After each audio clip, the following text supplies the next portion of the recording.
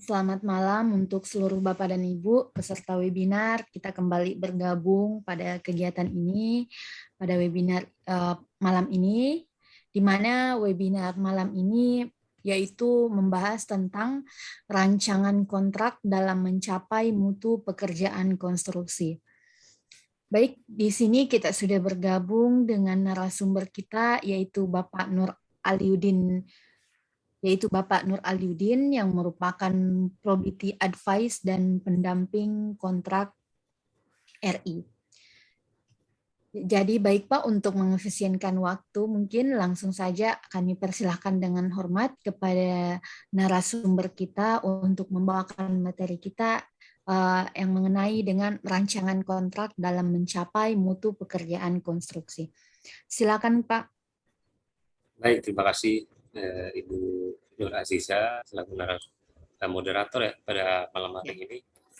Pertama-tama saya ucapkan terima kasih kepada rekan-rekan semua, pada rekan konsultan Indonesia yang telah menyelenggarakan atau melaksanakan kegiatan webinar kita pada malam ini, yang lebih tepatnya itu ngobrol pengadaan ya. Jadi saya sedikit berbagi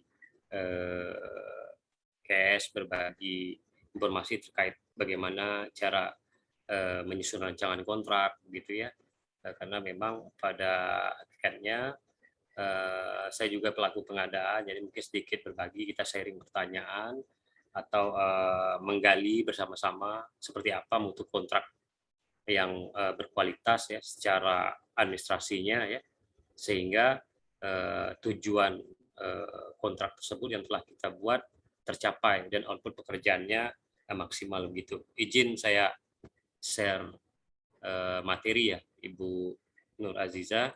Iya Pak, silakan Pak. Saya sudah jadikan ini ya, co-host ya. Iya sudah Pak.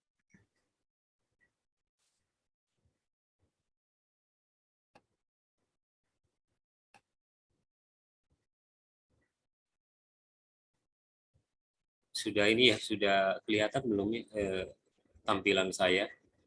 Iya sudah kelihatan Pak. Silakan di full screen mungkin Pak.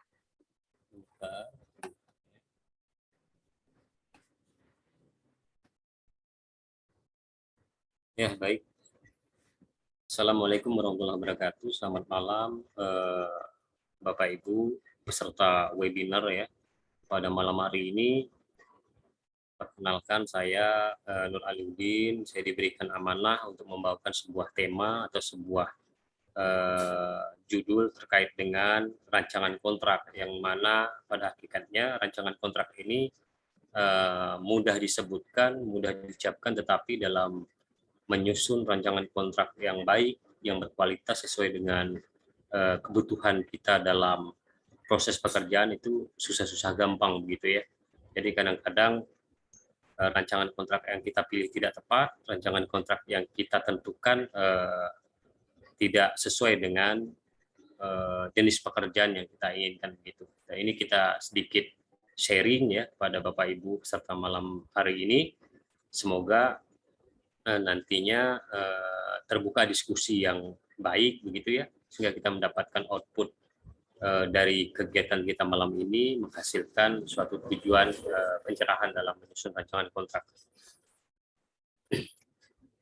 Ya, mungkin saya tidak perlu memperkenalkan lagi ya Bu Nur Aziza ya, mungkin rekan-rekan di sini juga banyak teman-teman saya begitu ya, kita saling belajar, saling mengisi, saling berbagi begitu.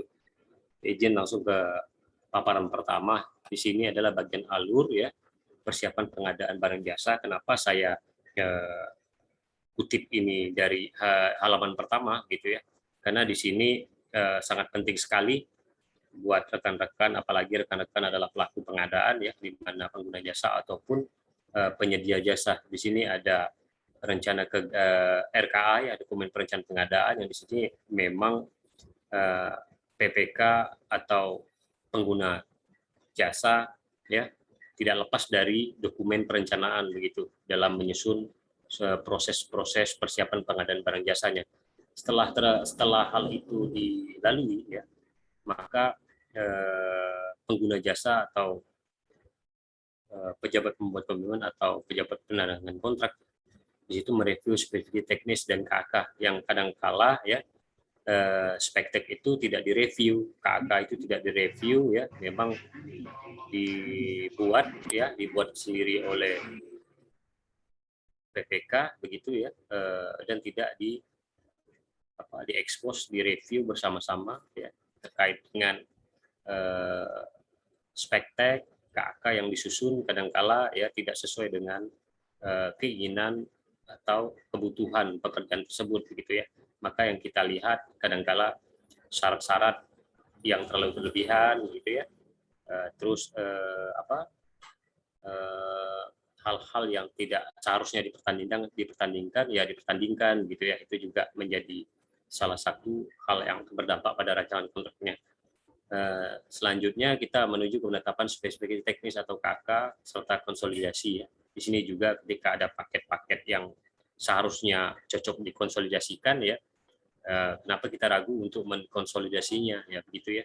Seperti pada saat ini ada pembangunan pendidikan gitu ya. Pendidikan itu kan banyak sekali di dalam satu kegiatan, satu pekerjaan itu ada sampai 3 ya, satu sekolah dapat 3 kegiatan begitu ya. Itu kan cocok dikonsolidasikan daripada kita pecah-pecah, walaupun hakikatnya di dalam DPA atau RKA itu pekerjaan tersebut atau kegiatan tersebut terpisah begitu ya. Misalnya rehabilitasi ruang kelas begitu ya. Ada pembangunan perpustakaan dan ada juga rehabilitasi toilet atau jamban. Nah, itu kan lebih cocok, lebih efisiensi atau efektif dikonsolidasikan begitu. Makanya di sini fungsi review ya, fungsi expose bersama gitu ya antara pengguna jasa dan timnya begitu dalam menyusun dokumen-dokumen tersebut. Selanjutnya menetapkan HPS begitu. Ini kadangkala juga menjadi menjadi namanya itu menjadi ini keikutsertaan penyedia ya. Jadi penyedia itu akan membuat mereka tertarik apabila penetapan HPS-nya benar begitu ya.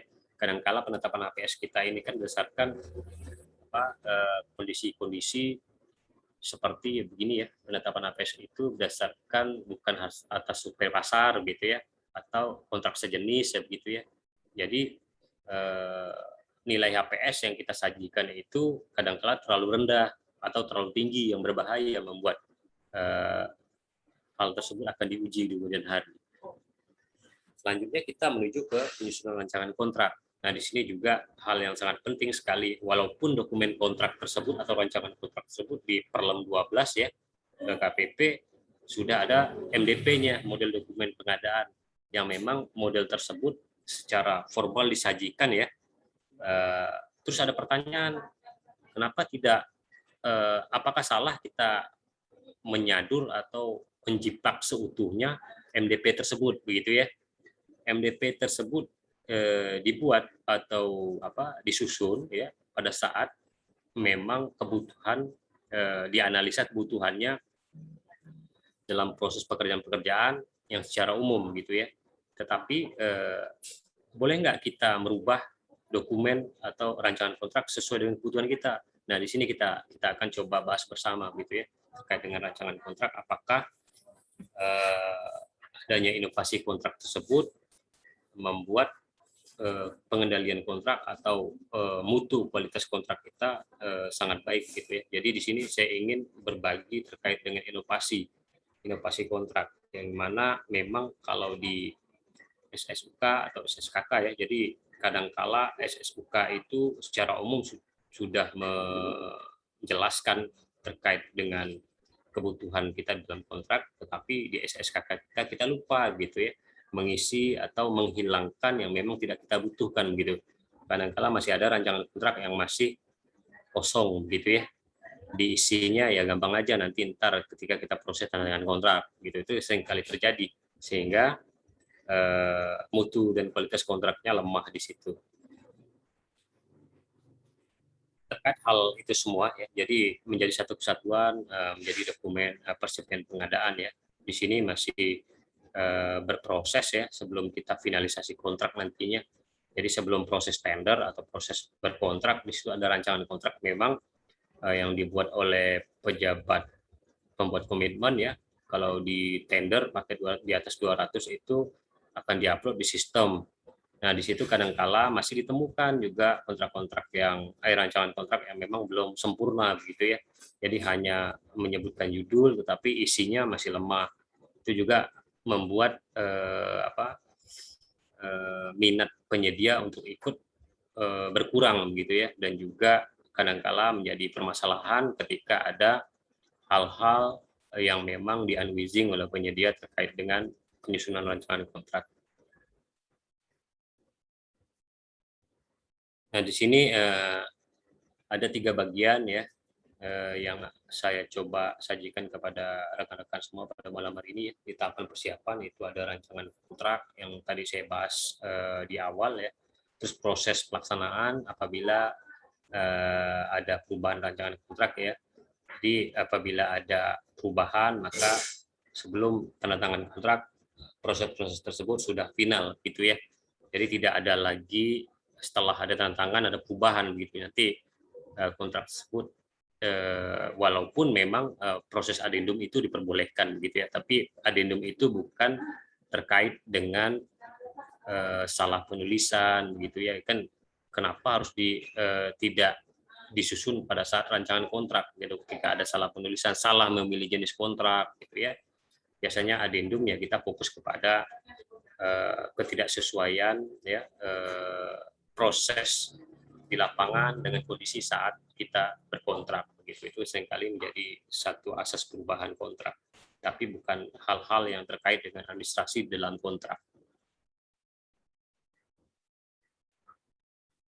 Di sini saya coba berbagi terkait ini rancangan kontrak secara umum ya saya gambarkan, jadi bukan hanya konstruksi ya, karena memang rancangan kontrak atau kontrak pengadaan itu konstruksi dan pengadaan ya hampir sama ya, mekanisme mengkajinya hampir sama ya. Di sini dari paling isi dari SSK dan SSK-nya yang berbeda, tetapi secara umum gambarannya hampir sama kedua pekerjaan tersebut antara barang atau pekerjaan konstruksi ya. Memang lebih rumit di konstruksi begitu. Nanti kita coba saling sharing ya terkait hal-hal yang ada di lapangan gitu. Di sini saya buatkan bagan alur ya terkait dengan proses pemilik pekerjaan ya, pembeli atau pengguna jasa bahasa kita pada Perlem ya. Jadi permintaan barang jasa ya, terus dikaji ya permintaan oleh organisasi internal dan eksternal ya, merencanakan proses pengadaan dan menyusun rancangan kontrak ya. Di sini ada tugas pengguna jasa tadi menentukan tipe kontrak dan dokumen kontrak ya. Terus di penelaan kelengkapan terhadap lingkup pekerjaan ya. Di sini sangat penting sekali ya poin yang di ini mohon maaf ya, di menentukan tipe kontrak dan dokumen kontrak. Itu sangat penting sekali. Kadang-kadang antara lamsam, antara harga satuan atau kontrak gabungan itu kita tidak tepat dalam memilih jenis kontrak tersebut terhadap pekerjaan kita di lapangan ya. Terus saya lanjutkan kajian terhadap unsur teknis dan komersial ya. Di sini juga prosesnya saya berikan tanda panah di mana penyedia juga atau penyedia jasa menelaah dokumen pengadaan dari pembeli ya. Di sini penyedia jasa dapat atau mereview, dapat juga memberikan masukan ya pada saat rapat persiapan tanda tangan kontrak ya. Di sini atau memberikan unwizing atau klarifikasi di saat proses tender sedang berjalan ya, klarifikasi pertanyaan jika diperlukan ya. Terus memang tidak ada permasalahan, tidak sudah jelas dianggap oleh penyedia kontrak tersebut ya, baru mereka memasukkan penawaran, barulah kontrak tersebut disepakati ya pada saat rapat persiapan tanda tangan kontrak ya antara pengguna jasa dan penyedia jasa.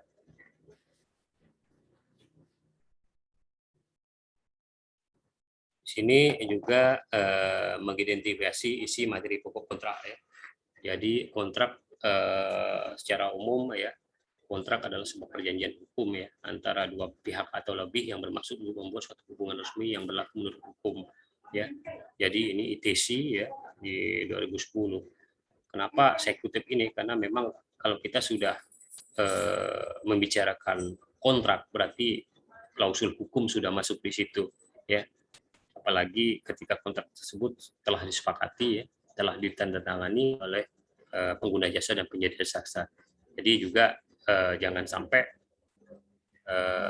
hal-hal yang memang tertuang atau disepakati dalam kontrak tersebut terlalu disepelekan. Ini sering juga terjadi, tidak ada rapat persiapan tanda tangan kontrak ya, kontraknya ditentangkan oleh PPK, habis itu dikirim ke penyedia jasa begitu ya. Jadi tidak ada hal-hal yang harus didiskusikan. Padahal ini sangat penting ketika kontrak tersebut telah disepakati atau ditandatangani, maka berlakulah hukum kontrak gitu ya. Jadi berlaku di situ, di mana hukum administrasi, hukum perdata, dan hukum pidananya. Makanya benar-benar dipelajari ya per klausul kontrak, per klausul pasal gitu ya di dalam di dalam kontrak rekan-rekan gitu. Jangan sampai tidak diberikan paraf ya setiap lembarnya, bahwa rekan-rekan telah membaca dengan seksama, telah meneliti kontrak tersebut dengan seksama, sehingga proses tanda tangannya tidak menjadi kendala di kemudian hari begitu. Ya, di sini saya masih mengutip Perpres 16 karena saya rasa Perpres 16 juga bukan dihapuskan tapi mengalami perubahan gitu ya. Ya, saya lanjutkan. Nah, di sini saya menyampaikan tanggung jawab penjual ya, atau tanggung jawab penyedia ya. Di sini menyerahkan barang atau menyerahkan barang jasa ya, menyerahkan dokumen terkait dengan barang jasa, memindahkan title kepemilikan barang jasa ya, meyakinkan bahwa barang tersebut dalam keadaan baik ya, secara umum bertindak baik dan transaksi dengan wajar, bertanggung jawab. Nah, di sini hal-hal yang telah di dalam slide ini, telah tertulis di dalam slide ini ada semua di dalam kontrak Bapak Ibu gitu ya. Di sini ada klausul tanggung jawab penyedia jasa ya, hak dan kewajibannya tertuang di sini ya, di dalam, apalagi di Perlem ya, sudah jelas tanggung jawab pengguna jasa, tanggung jawab penyedia jasa, hak pengguna jasa, hak penyedia jasa begitu ya. Tanggung jawab pengguna jasa di sini menerima barang ya, membayar sesuai dengan harga yang disepakati, bertindak dengan baik, transaksi dengan wajar ya, bertanggung jawab. Nah, di sini juga secara umum ya telah tertuang di dalam kontrak Bapak rekan-rekan sekalian, apabila memang membaca secara utuh ya terkait dengan syarat-syarat umum kontrak ya, syarat-syarat khusus kontrak gitu ya, hak dan kewajiban gitu ya. Maka di sini tertuang semua. Ini saya kutip tidak terlalu banyak ya, tapi ini poin-poin penting yang memang harus dipelajari atau dikaji oleh pengguna jasa yang tadi si penyedia jasanya. Nah, di sini terkait hal yang saya sampaikan sebelumnya ya, dokumen kontrak ya, ada beberapa klausul di dalamnya ya, SSUK ya, SSKK, spesifikasi teknis, KK atau gambar daftar kuantitas harga, dan dokumen lainnya. Nah, di sini juga bisa disesuaikan dengan Perlem atau MDP ya, di situ. Di situ memang adendum tidak terpisahkan dari kontrak awal. Ya, halo. Ya, ada gangguan ya. Iya Pak, silakan lanjutkan Pak. Ya, jenis kontrak juga nanti disesuaikan dengan kondisi Perlem ya, Perlem 12 ya. Ini ada penambahan, ini masih menggunakan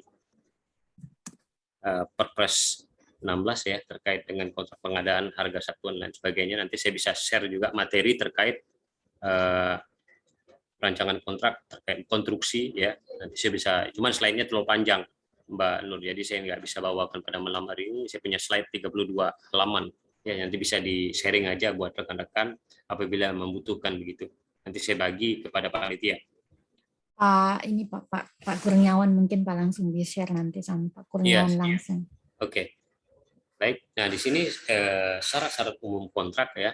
Syarat-syarat umum kontrak merupakan bagian integral dari suatu kontrak yang membuat syarat dan kondisi secara umum ya, tidak dikhususkan untuk satu transaksi ya. SSUK merupakan standar organisasi dalam melaksanakan pengadaan. Jadi SSUK ini memang jarang sekali dirubah atau dimodifikasi karena secara umum telah mengatur gitu ya. Nanti di SSUK yang mengatur secara khususnya, inovasinya di situ. Makanya kadangkala kita lupa membaca SSUK yang telah kita tanda tangani begitu ya. Padahal SSUK tersebut, apalagi konstruksi sudah jelas di situ, proses-proses dari tahapan rapat persiapan tanda tangan kontrak, proses SPWWJ di situ ya, SPMK di situ ya, apabila mengganti personil juga diatur dalam SSUK. Jadi jangan sampai rekan-rekan ketika melakukan perikatan kontrak tidak membaca begitu ya, hanya mengeprint hanya mendokumentasikan ya, terus dijilid begitu ya. Nggak tahunya SSK-nya tidak sesuai dengan kebutuhan pekerjaannya gitu. Syarat-syarat umum kontrak ya, di sini saya mencoba sedikit menuangkan kembali dalam slide ya, apa saja syarat-syarat umum tersebut yang biasa tertulis dalam kontrak Bapak Ibu terkait dengan pertama definisi ya, definisi untuk menghindari perbedaan interpretasi. Jadi di sini jangan sampai kontrak Bapak Ibu itu sudah jelas kalau dalam hukum perikatan kontrak ya, apabila penulisannya tidak jelas begitu ya, jangan coba ditandatangani begitu ya. Apalagi masih ada di perlem kita menggunakan bahasa Inggris kan begitu. Sedangkan kita menggunakan hukum Indonesia ya. Itu juga coba Bapak atau rekan-rekan dipelajari kembali terkait MDP kita. Masih ada menggunakan bahasa-bahasa Inggris, sedangkan kita menggunakan hukum Indonesia. Itu juga terkait dengan hukum Indonesia itu, maka berlakulah bahasa-bahasa Indonesia. Maka ketika ada tulisan di MDP Bapak Ibu terkait dengan menggunakan bahasa Inggris, maka selayaknya perlu diartikan menggunakan bahasa Indonesia.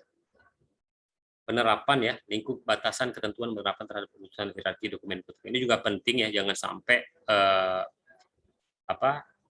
hierarki dokumen kontrak itu tumpang tindih begitu ya. Jadi memang disusun berdasarkan kebutuhan kontrak tersebut. Maka di lampiran paling depan biasanya ada hierarki kontraknya. Jadi di atas misalnya ada adendum dulu gitu ya, terus ada hierarki kontraknya. Yang mungkin Bapak Ibu atau rekan-rekan silakan dipelajari kembali, jangan sampai kontraknya di belakang, dokumen-dokumen depan gitu. Ini sering juga terjadi ya, kadang-kadang tidak menyusun dengan baik ya, sehingga ketika proses pemeriksaan terdapat kelemahan atau kekeliruan dalam menyusun kontraknya ya. Nah, asal material juga sama jika pembeli memiliki referensi barang domestik. Ini juga diatur dalam rancangan kontrak Bapak Ibu ya, apabila memang menginginkan material tersebut dihitung ya begitu ya dalam MOS ya, material on site, atau memang tidak dihitung begitu ya. Jadi juga terkait dengan proses pembayaran termin dan pengenaan denda. Makanya hati-hati di dalam membuat beberapa klausul-klausul di dalam SKK tersebut.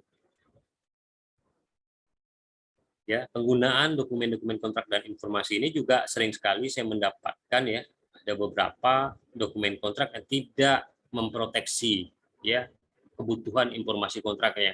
Kebocoran rahasia dokumennya juga disebutkan di dalam rancangan kontrak atau syarat-syarat khusus kontrak untuk siapa dokumennya ya. Terus keperluannya untuk apa dijelaskan di dalam kepemilikan dokumen gitu ya di rancangan kontrak. Jangan sampai kita melarang orang memiliki dokumen kontrak tapi di dalam kontrak tidak diatur kepemilikannya. Ini juga sering terjadi ya.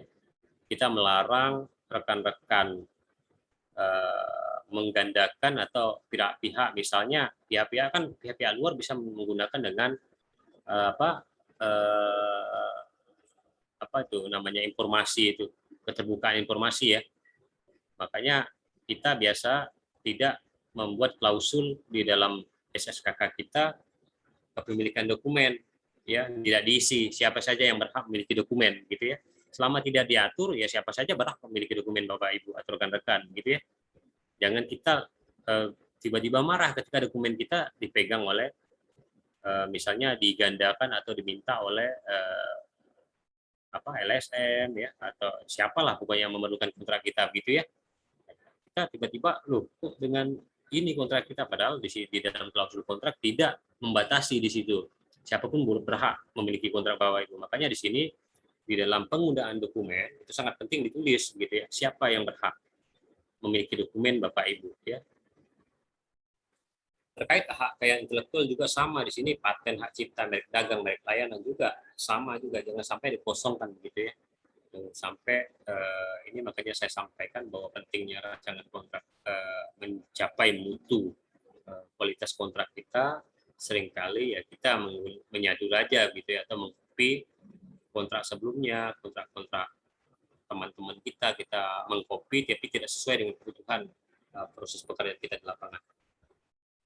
Jaminan ya, di sini saya juga kutip menjamin kewajiban penyedia dapat terlaksana untuk pihak terjamin. Jadi memang jaminan ini dapat diberikan ya atau disyaratkan ya, jaminan pelaksanaan apabila memang pengguna jasa mewajibkan atau mensyaratkan bahwa penyedia jasa membuat jaminan terkait pekerjaannya. Ya, asuransi juga jika siapa yang menanggung biaya asuransinya juga disampaikan. Seringkali juga ketika proses pengadaan barang kita beli di ibu kota ya, misalnya posisi di Kalimantan, barangnya di Jakarta ya, ternyata pengirimannya itu tidak diberikan asuransi, tiba-tiba barangnya tersebut tenggelam di laut atau terlempar ke laut begitu. Nah, siapa yang akan menanggung asuransi itu apabila memang tidak diatur klausul asuransinya?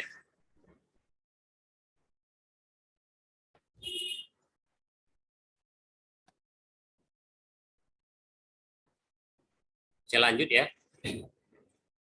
Terkait pembayaran ya, di sini juga ada dalam klausul kontrak ya, bagaimana pengguna melakukan pembayaran. Ini bisa saja sekaligus ya, bisa menggunakan uang muka, bisa menggunakan termin ya. Jadi memang sesuai kebutuhan rekan-rekan atau Bapak Ibu dalam membuat rancangan kontraknya sesuai dengan kebutuhan. Jangan sampai dipaksakan, misalnya semisal kontrak tersebut tidak layak diberikan uang muka gitu. Padahal memang lebih tepatnya diberikan uang muka atau tidak layak diterminkan. Ternyata memang harus termin begitu. Itu juga harus dikaji dengan baik apakah memang kebutuhan pekerjaan tersebut dengan metode pembayaran tadi sehingga si pelaksana atau penyedia jasa merasa terbantukan dengan pembayaran begitu. Jangan sampai memberatkan salah satu pihak dalam berkontrak. Mekanisme pembayaran ini sangat penting soalnya, karena sering sekali sengketanya di sini begitu ya. Seringkali risiko terkait dengan kesalahpahaman pembayaran biasa terkait dengan penulisan pembayaran ini yang menyebabkan kontrak tersebut menjadi sengketa. Terkait harga juga sama ya, jumlah harus dibayar, pembeli, harga, satuan pajak dan lain-lain itu dituangkan di dalam kontrak ya, di dalam pembayaran atau biaya harga ya. Jangan sampai memang penulisan klausul ya atau kebutuhan harga tidak dituangkan di dalam rancangan kontraknya. Jadi pada intinya apa yang ingin kita tuangkan, kita sampaikan untuk pekerjaan tersebut dituangkan di dalam kontrak tersebut gitu ya. Jadi jangan sampai memerintahkan atau memberikan arahan tidak sesuai dengan kesepakatan di dalam kontrak ya, terkait personil tenaga kerja yang disediakan pengguna ya. Jadi di sini juga terkait personil di dalam SSUK diatur ya, pergantian personil apabila memang personil awal meminta diganti gitu ya, semisal tenaga ahli atau lain sebagainya, itu diatur dalam SSUK. Silakan dipelajari kembali ya bagaimana mekanisme pergantian personil. Ya, penilaian pekerjaan sementara di sini progress report, laporan kemajuan juga ada di dalam klausul kontrak ya. Di sini saya kutip kewajiban para pihak, kewajiban kedua belah pihak juga sama ya. Terus kewajiban pelaksanaan pekerjaan, lingkup penyelesaian pekerjaan ya. klausul-klausul lain yang memang dimungkinkan atau ingin dimasukkan di dalam kontrak Bapak Ibu atau kontrak rekan-rekan ya. Klausul-klausul lain misalnya pengaturan inspeksi fabrikasi begitu ya, ingin dicek kembali proses-proses pekerjaan ya, itu juga dituangkan dalam kontrak. Terus misalnya ingin menuangkan hal-hal yang memang tidak diatur di dalam syarat-syarat umum kontrak, bisa diinovasi di dalam syarat khusus kontrak.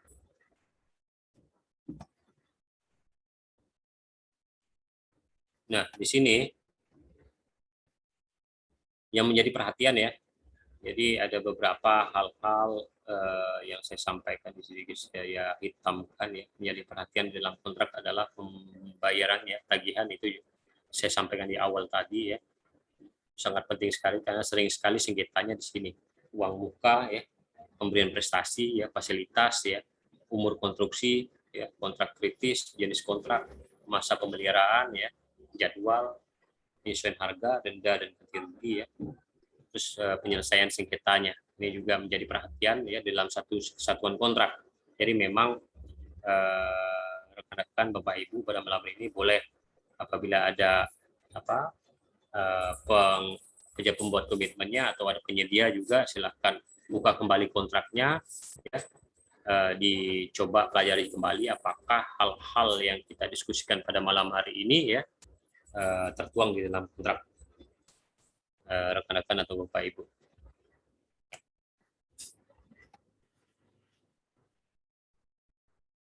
Baik, saya lanjutkan terkait dengan syarat-syarat khusus kontrak. Syarat-syarat umum kontrak ya. Jadi ketentuan khusus yang terdapat pada suatu kontrak ya. Jadi sini tata cara dan syarat perubahan kontrak, syarat pembayaran perbedaan harga, penalti dan lain-lain ya. Jadi ingin saya sampaikan kepada rekan-rekan atau Bapak Ibu ya. Kadang-kala pemberian denda ya itu juga menjadi kendala.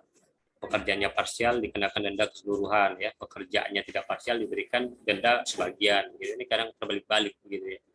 Jadi poin pertama ya, ketentuan perubahan ya, tambahan adendum ya, penghapusan deletion ya, jadi ada penghapusan koreksi atau perubahan yang sejenis, jadi pekerjaan tambah kurang gitu ya, atau penyesuaian harga begitu ya, jadi bisa disesuaikan dalam proses adendum. Tambahan dan atau penjelasan syarat-syarat umum kontrak harus dibaca sebagai suatu bagian yang tak terpisahkan dengan dalam syarat-syarat umum kontrak. Jadi ketika proses-proses ya di dalam SSKK ya itu yang tidak diatur atau tidak dijelaskan secara rinci di SSKK, SSUK gitu ya, bisa dituliskan di dalam SSKK kebutuhan atau keinginan kesepakatan yang memang ingin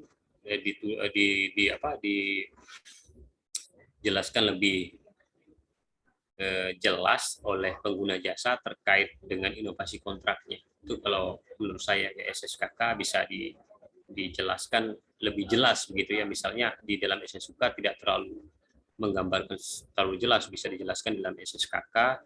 Semisal misalnya masa pemeliharaan.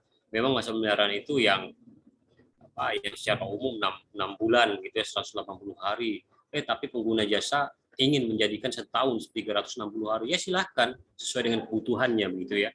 Walaupun pekerjaan tersebut tidak begitu kompleks gitu ya, misalnya, tapi memang hal-hal yang tidak begitu kompleks dalam artian pekerjaannya itu bukan yang menjadi pekerjaan seperti pembangunan rumah sakit waktu pandemi begini ya. Tapi misalnya pekerjaan yang tidak begitu kompleks seperti bangunan-bangunan pemerintahan gitu ya. Jangan sampai memang terpikir oh biasa 6 bulan gitu ya, kita jadikan masa pemeliharaan 6 bulan loh. Kok misalnya saya syaratkan 1 tahun masa pemeliharaan, boleh enggak gitu. Ya sesuai dengan kebutuhan pada saat Bapak membuat kontrak, Bapak Ibu berkontrak akan berkontrak gitu ya. Jangan sampai mengunci begitu, apalagi masa kerja kadang-kala terbiasa 30 hari padahal pekerjaan tersebut cocoknya 45 hari ya dibuat 30 hari. Ujung-ujungnya time schedule-nya berantakan begitu ya. Sampai di sini udah jelas ya suara saya, Bu Nur? Iya Pak, jelas Pak. Iya. Ini agak panjang slide saya. Bentar ya. Mungkin sebentar masih ada juga sesi ini Pak, sesi diskusi kan sebentar. Oh gitu ya. Oke, Iya oke. Pak.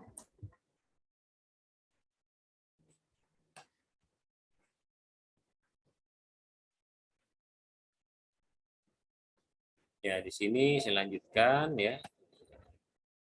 Iya, perumusan ya. Perumusan SSK dan SSKK sesuai dengan spesifikasi barang atau jasa ya pada paket pengadaan ataupun KK ya. Jadi masukan atau input ya. Diidentifikasi ya daftar dari seluruh pihak pengguna ya. Dokumen permintaan di sini saya coba tabelkan begitu ya. Alat atau metode ya, kuesioner, survei, diskusi, kelompok workshop, wawancara, observasi ya. Jadi masukan kita dalam membuat rancangan kontrak gitu ya, atau menentukan tipe atau jenis kontrak gitu ya. Jadi ada alat ukurnya begitu ya. Jadi jangan sampai ketika kita menyusun tersebut yang memang copy kopas-kopas aja begitu atau copy paste. Memang ketika tidak ada masalah ya aman-aman saja gitu ya. Tidak ada masalah atau tidak ada permasalahan di dalam kontrak ya aman-aman saja. Tapi satu hal ketika ada permasalahan di dalam kontrak tersebut maka yang menjadi acuan dalam pemeriksaan adalah kontrak. Jadi tidak ada lain, bukan pekerjaan, bukan apa, tapi kontrak yang dilihat dulu. Sehingga ketika ditemukan kejanggalan di dalam kontrak maka baru observasi lapangan atau pemeriksaan lapangan. Proses perumusan SSK dan SSK ya di sini produk kriteria, lingkup ya, lingkup pengadaan barang jasanya, waktu penyelesaian pekerjaan ya, penyerahan barang ya, kriteria penerimaan, kualitas barang ya, apa yang termasuk dan tidak termasuk dari bagian pengadaan gitu ya.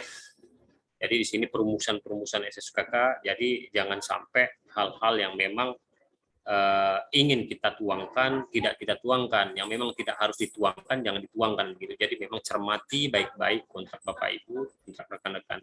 Hasil output SSUK dan SSKK yang sesuai dengan spesifikasi produk barang lingkup pekerjaan Bapak Ibu. Jadi di sini saya ingin mengajak ya kembali kepada rekan-rekan ya, jangan bosan-bosan mempelajari ya rancangan kontrak gitu, mempelajari cara menyusun kontrak yang baik, yang bermutu dan kualitas dalam mewujudkan administrasi kita yang berkualitas begitu ya. Jadi jangan sampai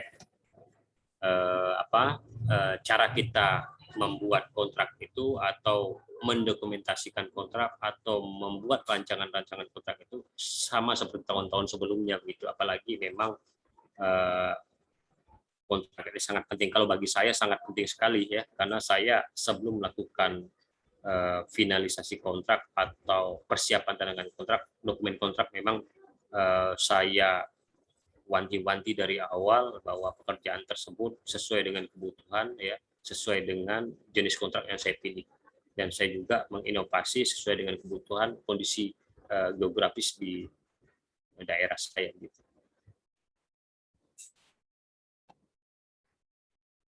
Nah, di sini juga saya sampaikan sedikit resiko ya.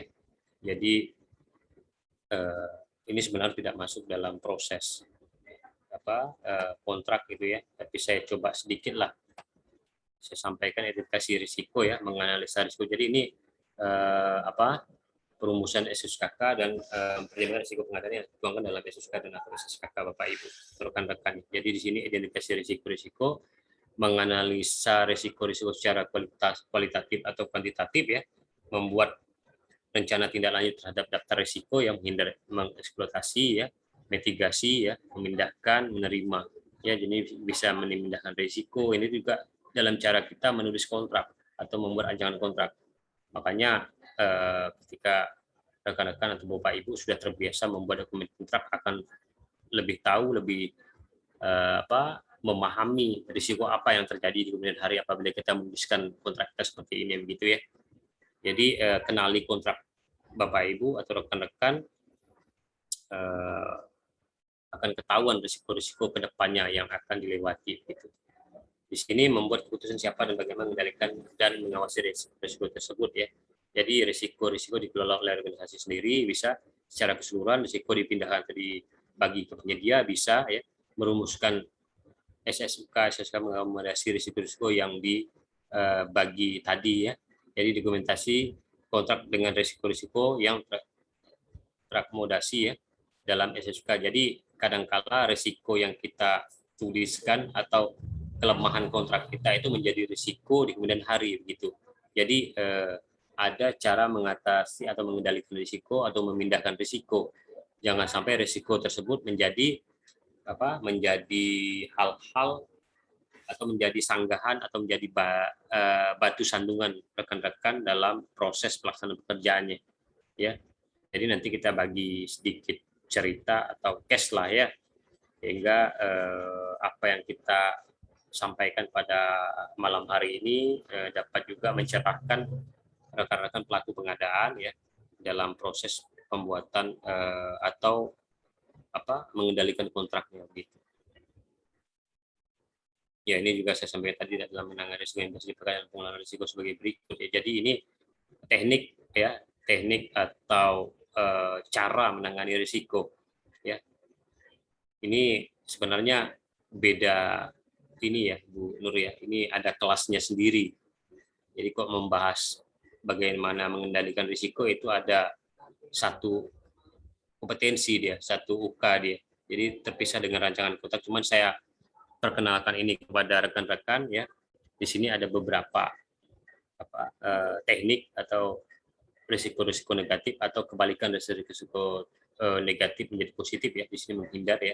Ada cara menghindar dari risiko tersebut, ada cara mengurangi dari risiko tersebut, mitigasi ya, atau memindahkan, mentransfer risiko ya, atau menerima risiko tersebut. Jadi memang kalau bahasa kita tuh pasrah gitu ya terhadap risiko-risiko ya. Terus ada juga mengeksploitasi ya, meningkatkan, ini hal yang positif ya, atau membagi, menerima begitu. Jadi ini ada UK-nya tersendiri.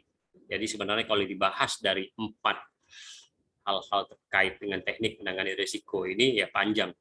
Jadi nanti mungkin bisa diberikan kelas khusus gitu ya untuk rekan-rekan atau teman Bapak Ibu pada malam hari ini terkait dengan bagaimana cara atau teknik dalam menangani risiko di dalam pengadaan barang dan jasa. Ini juga konsep dasar ya kontrak pengadaan barang jasa ya. Jadi ada bagan ya, di sini ada dari rendah tinggi ya, dari misalnya horizontalnya dari rendah ke tinggi, dari vertikalnya juga sama, rendah ke tinggi ya. Di sini risiko supply, kompleksitasnya juga ya. Ini saya sampaikan konsep dasar kepada Bapak Ibu sehingga memang dalam penyusunan kontrak tersebut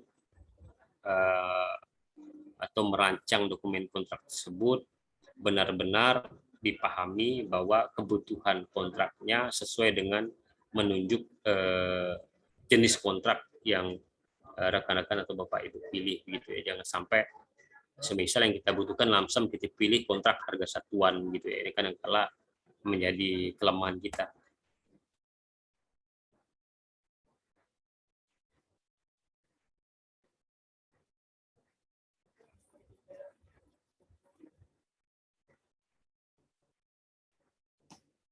Ya. Membuat rancangan kontrak ya.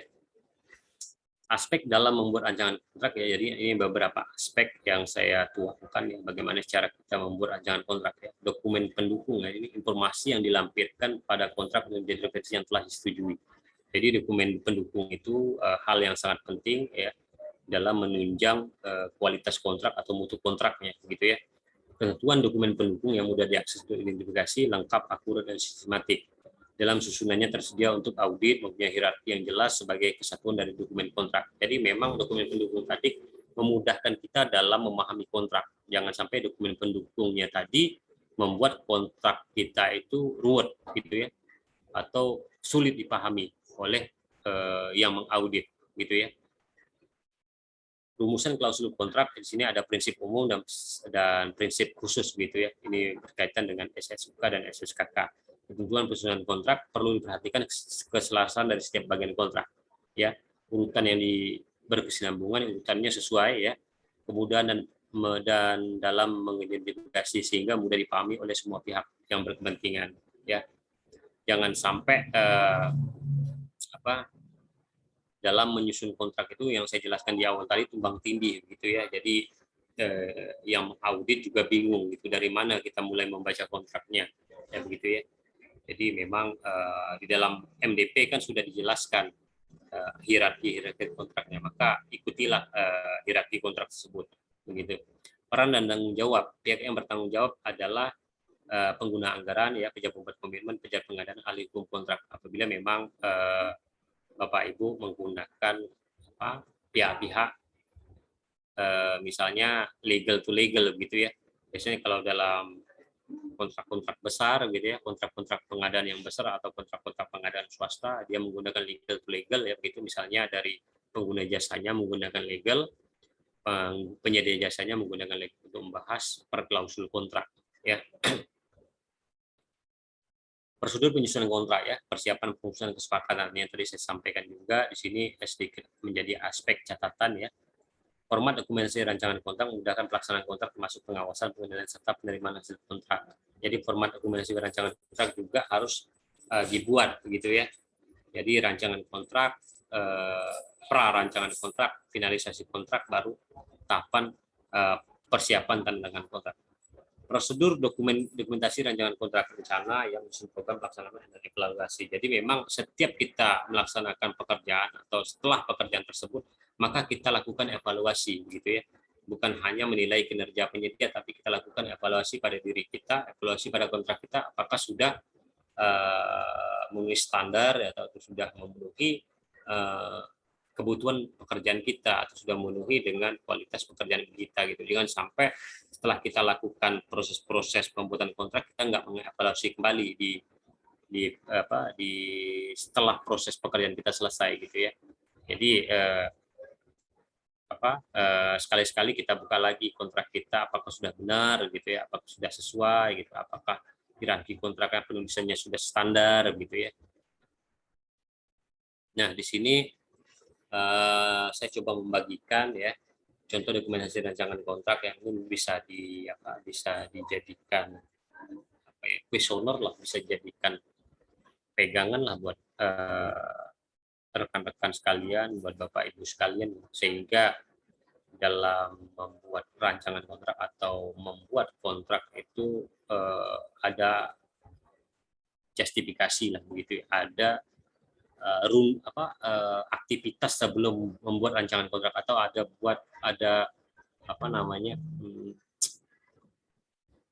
ini ya, dokumentasi gitu ya. Jadi bukan hanya rancangan kontrak begitu aja, tapi ada tahapan sebelum membuat rancangan kontrak, misalnya dokumen pendukung begitu ya, atau memang ada hal-hal yang memang kita pelajari yang kita tuangkan dalam rancangan kontrak. Nah, di sini terkait penerangan kontrak ini standar aja, saya coba kutip di dalam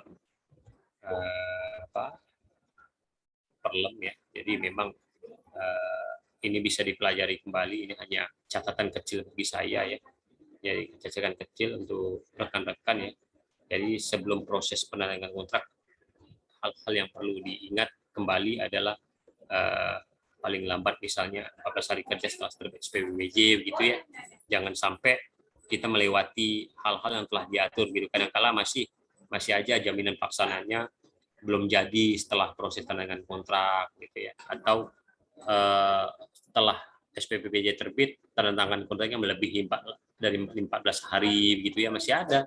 Jadi tidak terlalu konsisten gitu ya, tidak terlalu menganggap kontrak itu tidak terlalu riskan gitu ya. Tapi kalau saya pribadi, saya terkait kontrak sekecil apapun nilainya, saya anggap itu adalah suatu perikatan yang memang ada risiko di dalam kontrak tersebut. Apabila kita memang lengah, lalai gitu ya, tidak kritis ya, tidak konsisten, akan berisiko dan berdampak pada diri kita yang berikat di dalam kontrak tersebut. Baik, terima kasih Bu Nur Azizah. Mungkin sampai slide terakhir ya tadi ya. Saya percepat supaya kita diskusi dan tidak terlalu panjang malamnya. Nanti saya bisa bagi terkait dengan materi kontrak, rancangan kontrak konstruksi. Terkait dengan Perlem 12 ada 30 lebih slide-nya yang tidak saya bawakan malam ini.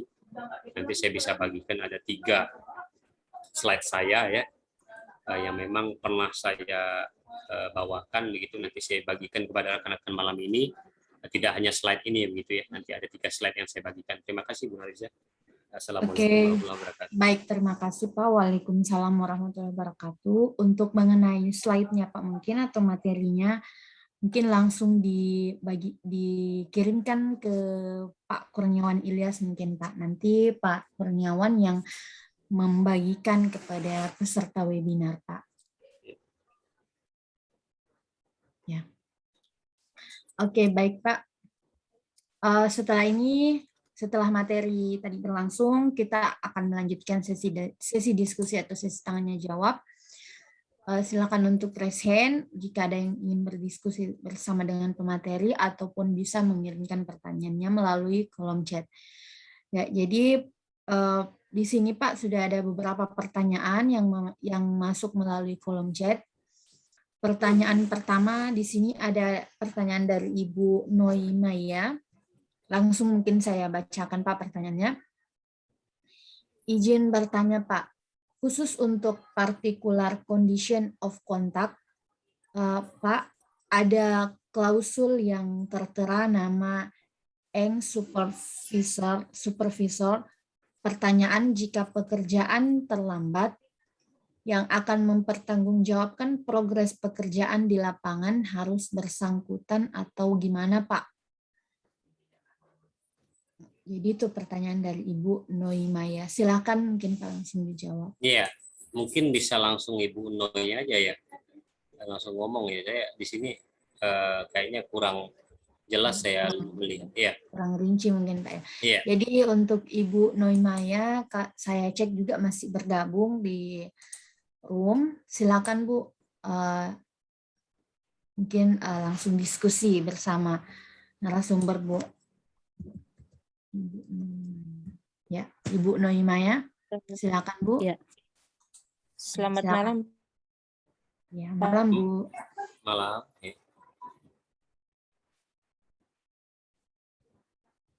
Pak. Bisa dengar ya, Mbak? Ya, silakan Bu. Iya, Ya, Pak. silakan Bu. Ya, ini mengenai kontrak untuk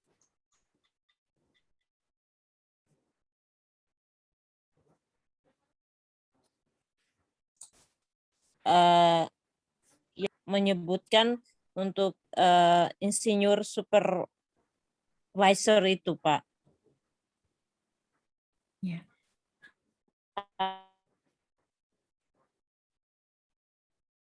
Ya, mohon maaf.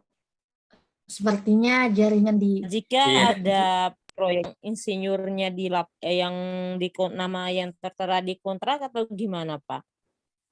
Jadi memang gini ya, Bu Noi Maya, ya putus-putus tadi suaranya. Saya coba telaah dari pertanyaan dari chat ya. Jadi sini terkait dengan particular condition of contract Pak, ada klausul tertera nama supervisor. Pertanyaan jika pekerjaan terlambat akan bertanggung jawab kan progres pekerjaan lapangan yang bersangkutan gitu ya.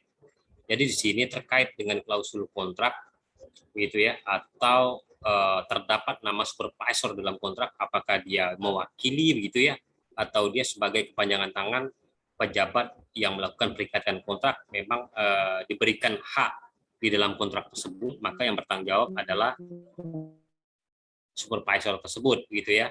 Semisal kalau di pemerintahan ada pejabat pembuat komitmen atau pejabat penandatanganan kontrak, di bawahnya ada pihak yang menggantikan gitu ya, pihak seperti kuasa yang dalam kontrak gitu ya. Itu ada di klausul di Perlem, ada klausul itu ketika kita menuliskan siapa yang kuasa pengganti kuasa kita gitu dalam kontrak, maka pertanggungjawabannya juga sama seperti hal yang berikat kontrak gitu. Ini yang saya tangkap dari pertanyaan yang tadi ya. Mungkin agak, kalau memang nanti agak berbeda silakan ditanyakan lagi ya, karena saya tidak terlalu jelas dalam pertanyaan Bu Noya Maya ini, begitu ya, Bu Nur Azizah ya. Iya, iya Pak, baik Pak. Jadi Ibu Noimaya, mohon maaf karena tadi sepertinya jaringan di tempat Ibu kurang ini. Jadi semoga apa yang disampaikan oleh narasumber dapat menjawab pertanyaan dari Ibu Noimaya, dapat diterima. Ya baik Pak, selanjutnya di sini ada Bapak atas nama Sivi Amson. Bapak Sivi Amson sudah raise hand, silakan Pak. Halo, Assalamualaikum. Waalaikumsalam. Waalaikumsalam Pak. Alhamdulillah. Terima kasih banyak atas kesempatan yang diberikan kepada saya dari Gorontalo ini Pak Ustadz. Wah, ya, salam kenal Pak. Pak siapa Iya, Pak? Ridwan Ontalo Pak, Direktur Iya Pak CP Ridwan. Amson. Iya, salam kenal Pak. Alhamdulillah. Iya, iya. Izin bertanya Pak. Silakan Pak. Iya, ada di isi kontrak itu Pak, biasanya di denda ada 2 redaksi kalimat bahwa denda itu dihitung dari seluruh kontrak, dan ada juga redaksi kalimat sebagian pekerjaan yang belum dilaksanakan. Problema kami Pak, ketika berhadapan dengan situasi itu, seringkali PPK meminta dari isi kontrak Pak, nilai denda itu dihitung dari kontrak, dari pagudananya Pak. Padahal kalau adilnya seharusnya dari sisa pekerjaan. Maksud saya bagaimana langkah kita Pak sebagai penyedia untuk bisa meminta bahwa pekerjaan yang kena denda itu adalah pekerjaan yang sisa dari pekerjaan Pak, bukan dari isi kontrak. Demikian Pak, terima kasih atas jawabannya Bapak. Assalamualaikum warahmatullahi wabarakatuh. Ya, Waalaikumsalam warahmatullahi wabarakatuh. Ya, baik sekali pertanyaannya Pak. Pak siapa tadi Pak? Lupa. Ridwan Ontalo Pak. Ridwan, ya, Ontalo. Ridwan. Iya, dari CP Amson. Nah, ini yang saya jelaskan di awal, ini suatu case yang memang sering terjadi ya di lapangan ya Pak, terkait dengan bagaimana memilih denda keterlambatan atau kesepakatan memilih denda. Ini terkait dengan jenis pekerjaan, maka disampaikan dari awal tadi, semisal ada pekerjaan yang jenisnya parsial, memang pekerjaan tersebut satu paket, gitu ya, tapi bangunannya terpisah. Ini yang saya sebutkan parsial.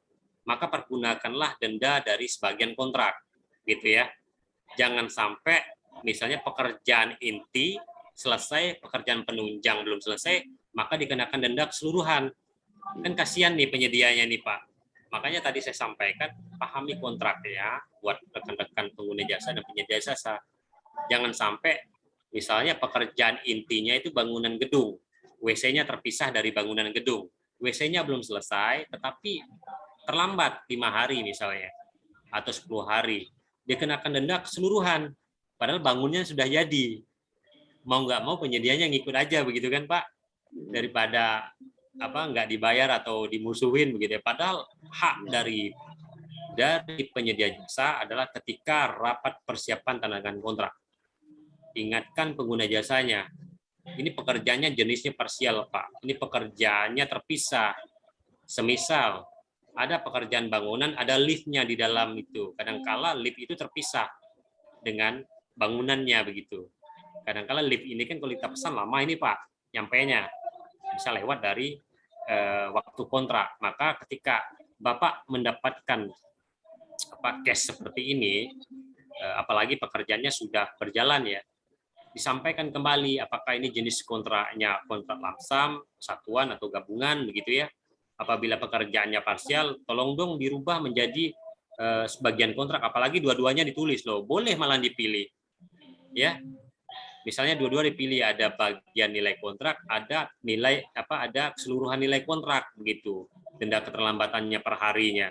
Makanya Bapak berhak memilih karena dua-duanya dimasukkan dalam klausul kontraknya begitu. Jadi di sini peran rapat persiapan yang saya sampaikan tadi Pak. Jadi rancangan kontrak tadi kan ketika Bapak memenangkan paket dalam tender, Bapak download. Nanti sebelum kita tanda kontrak tersebut kan diekspos Pak, dirapatkan. Setuju nggak metode pembayaran termin seperti ini? Setuju nggak? ketika termin dibayarkan 25%, bobot fisiknya 30%. Ternyata penyedia nggak setuju. Saya maunya bobot terminnya 25, bobot fisik 26, kan gitu Pak, misalnya. Nah, di situ disepakati. Ternyata ini kan kontrak ini kesepakatan antara kedua belah pihak begitu. Jangan sampai Bapak di dalam hati ngerasa, oh ini saya kayaknya tidak ada keuntungan bagi saya di kontrak ini. Semua menyudutkan saya. Bapak harus jelaskan dalam proses sebelum tanda tangan kontrak tadi. Karena itu yang kami lakukan di sini, Pak. Sebelum tanda tangan kontrak, kita berikan kesempatan penyedia untuk mereview kontrak yang kita buat, gitu. Gitu, Pak. Jadi memang kita menganggap penyedia ini bukan lawan atau bukan kompetitor, tapi mitra. Makanya begitu. Jadi dua-duanya ini harus jalan, pengguna jasa, penyedia jasa. Jadi makanya sebelum kita tanda tangan kontrak, kita review bersama terkait kontrak, kita sepakati dari jenis kontraknya ya, dari pembayarannya ya, dari dendanya, begitu, dari MOS-nya ya, material on-site-nya apakah dihitung atau tidak. Misalnya Bapak material on-site-nya sampai di tempat, ada keterlambatan, tiba-tiba nggak dihitung, kan lucu juga gitu. Ini material udah sampai tempat gitu. Makanya dalam rapat persiapan kontrak kita jelaskan di situ, begitu Pak. Mungkin Bapak silakan kalau memang ada yang dibantah dari Iya, saya. Pak. Iya, Pak. Mohon maaf, Mungkin Pak. ada tanggapannya, Pak. Permisi, Bu. Izin. Ya, silakan. Silakan, Pak. Biasanya Pak, kita sebagai penyedia itu tidak punya kuasa untuk menentukan atau meminta untuk menentukan denda atau material on-site, karena ketika kita mendapatkan proyek saja itu Pak sudah agak sulit, apalagi kalau kita banyak meminta, itu biasanya kita dianggap terlalu tidak proaktif lah Pak. Iya. Apakah ya? Silakan Pak. Gini Pak, jadi dulu dengan sekarang itu sudah berbeda. Jadi memang regulasi semakin baik sekarang ya. Jadi keterbukaan semakin baik sekarang ya. Jadi memang peran penyedia ini bukan lagi kita anggap sebagai pencari kerja atau apa, tapi mitra Pak, mitra sejajar dia. Makanya ada proses rapat persiapan di situ, memang diberikan kesempatan bagi penyedia untuk mereview. Makanya kalau kami di sini atau memang melakukan rapat persiapan kontrak, setiap klausul kontrak itu dibaca, disepakati Pak. Oh sepakat, tarap gitu. Jadi dibaca dulu gitu Pak. Jangan sampai yang sering terjadi ini kan rapat persiapan kontrak itu tidak dilakukan. Jadi kontrak yang sudah jadi, Bapak suruh tanda tangan, PPK-nya tanda tangan. Tiba-tiba di dalamnya Bapak nggak sepaham gitu ya. Itu yang bahayanya di situ. Makanya tadi ketika hal yang sudah berikat, maka berlakulah hukum kontraknya berlaku. Makanya bisa larinya ke administrasi, bisa larinya ke perdata, bisa larinya ke pidana begitu. Makanya kalau memang pengguna jasanya tidak memahami, Bapak ingatkan, Pak, sebelum kita tanda tangan kontrak, ayo kita rapat persiapan dulu. Supaya apa? Supaya juga dari pembahasan pembayarannya seperti apa, klausul dendanya seperti apa, diberikan nggak kompensasi bagi saya, begitu kan Pak? Apalagi ini kan COVID nih, jangan sampai tidak berikan kompensasi ketika ada pekerjaan yang terlambat, misalnya di saat pandemi begini, kan gini, ini musim pandemi Pak, bisa jadi misalnya tenaga ahli Bapak, tukang Bapak lagi sakit misalnya, tiba-tiba nggak mau terima aja pengguna jasanya, begitu ya. Nah ini risiko Pak, padahal memang pada saat kita bekerja ini kondisi kita lagi pandemi begitu, itu juga menjadi klausul dalam kontrak. Itu dari saya Pak. Ya, mohon izin Pak, mohon maaf juga silakan. Pak buat teman-teman lain, menarik sekali ini pembahasan. Berarti kita sebagai penyedia punya hak untuk menolak atau mengoreksi daripada PPK atau pihak SKPD.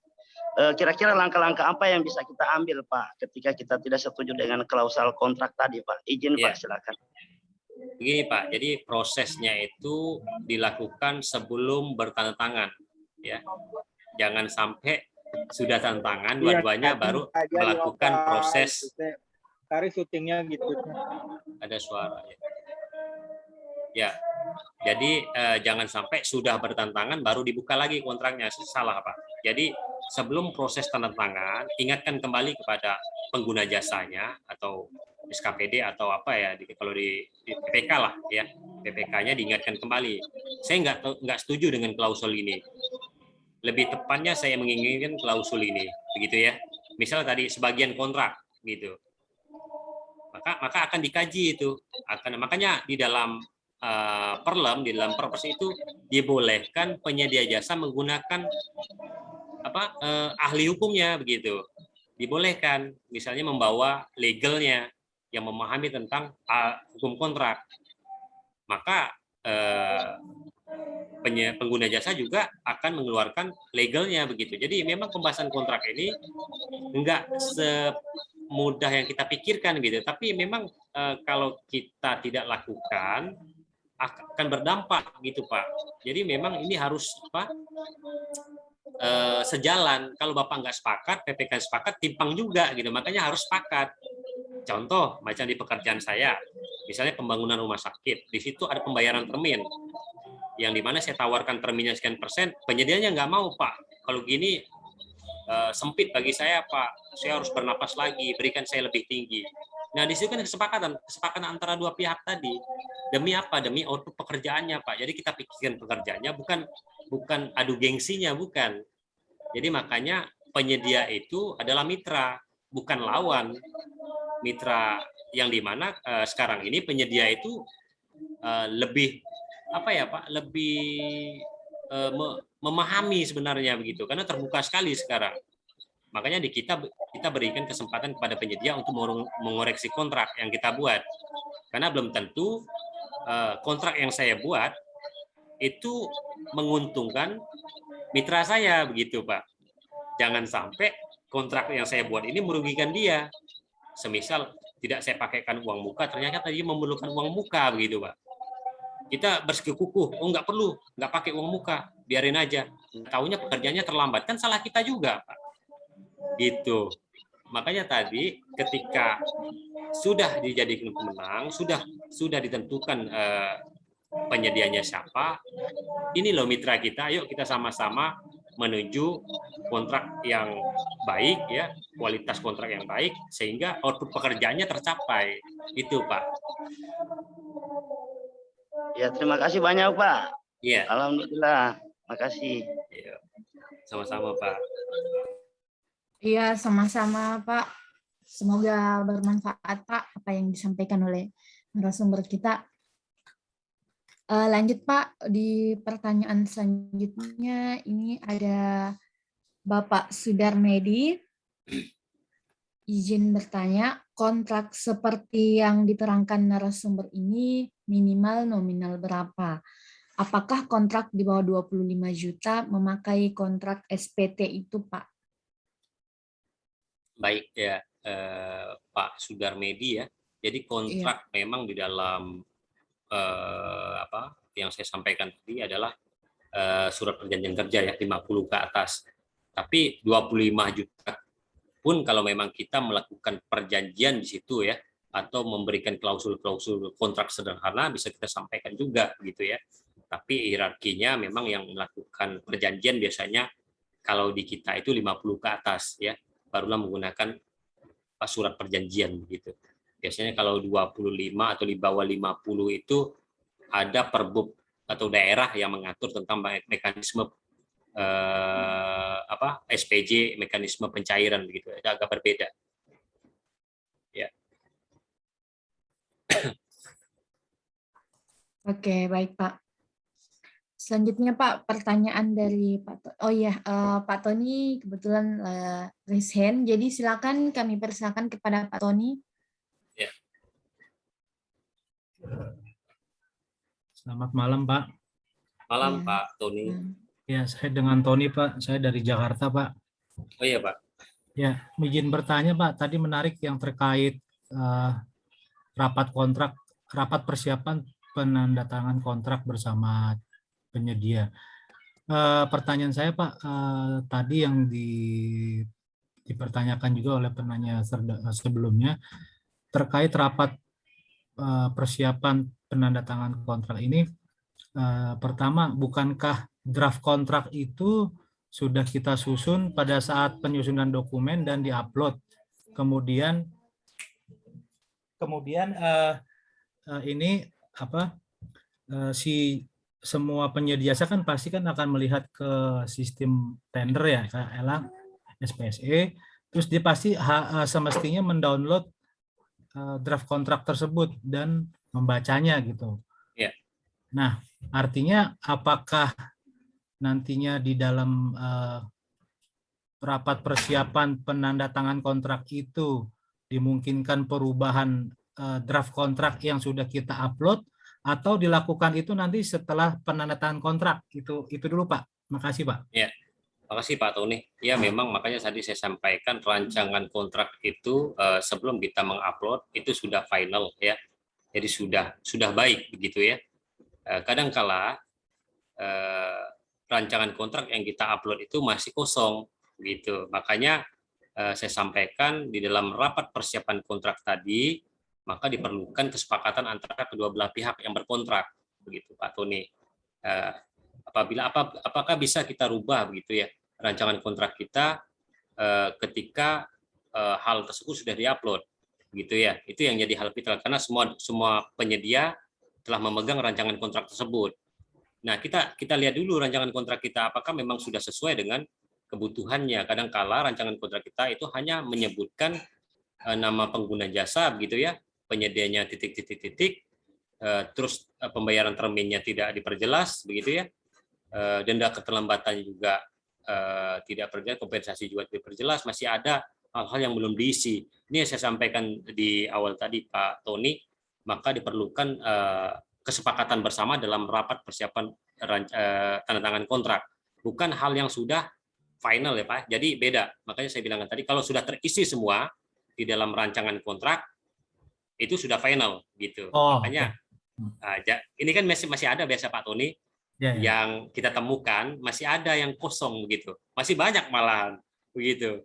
Jadi ya itu yang perlu disepakati gitu. Karena kalau masih ada hal-hal yang menjadi sengketa antara penyedia dan kita begitu. Ketika kita rapat persiapan kontrak seperti yang Pak CP Samson tadi sampaikan, diberikan 2 klausul denda gitu, denda keterlambatan secara keseluruhan kontrak dan bagian kontrak. Nah, kalau saya jadi penyedia saya pilih yang bagian kontrak karena diberikan klausul gitu Pak. Makanya dalam penulisan di awal tadi yang kita harus sepakati dulu. Makasih Pak Ton.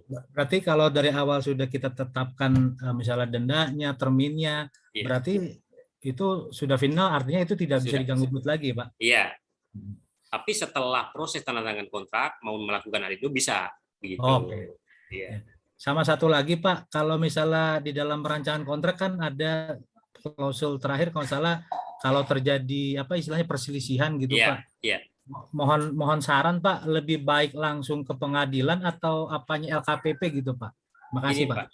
Jadi memang terkait dengan apabila ada sengketa atau perselisihan disesuaikan dengan kebutuhan Bapak Ibu atau Pak Tony gitu ya.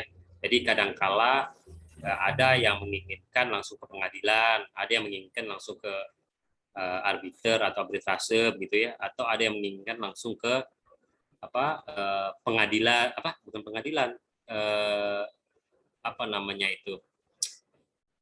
LKPP begitu ya, maka dicari sesuai dengan kebutuhan. Makanya kan ada dikenakan biaya, misalnya kita menggunakan pengadilan dikenakan biaya, menggunakan arbiter dikenakan biaya, maka carilah yang tidak merugikan atau sesuai kebutuhan pekerjaannya begitu.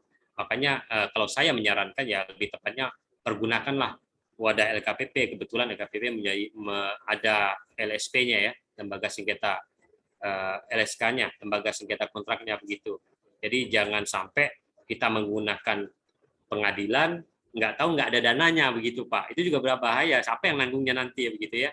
Jadi apabila kita menetapkan siapa yang menjadi penengah perselisihan kita, disesuaikan dengan kebutuhan. Apabila Bapak mempunyai dana untuk sengketa tersebut, maka pergunakan pengadilan misalnya, atau Bapak mempunyai dana untuk arbiter, pergunakan arbiter gitu. Tapi kalau memang tidak disediakan dana untuk perselisihan tersebut, pergunakan yang gratis begitu Pak.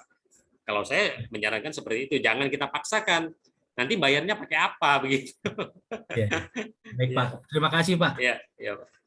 Sama-sama Pak.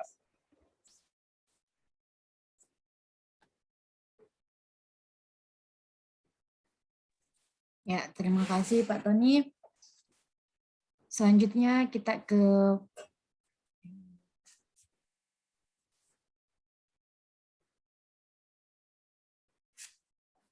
mohon maaf Pak, ada ini. Ada lagi ya? Iya Pak, masih ada. Mohon maaf Pak, tunggu sebentar Pak. Ya. Selanjutnya Pak, pertanyaan dari Ibu Mia Arti Melani. Mohon pencerahannya, apakah yang dimaksud perbedaan harga pada ketentuan 2 khusus yang terdapat pada suatu kontrak atau SSUK yang tertera pada slide presentasi halaman 15, Pak? Halaman 15. Iya, Pak.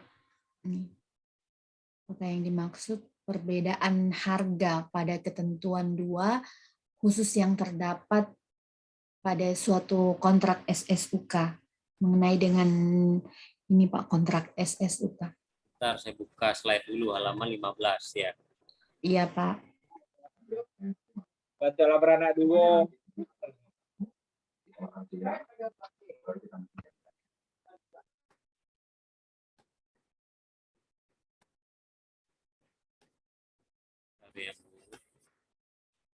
Saya share screen ya.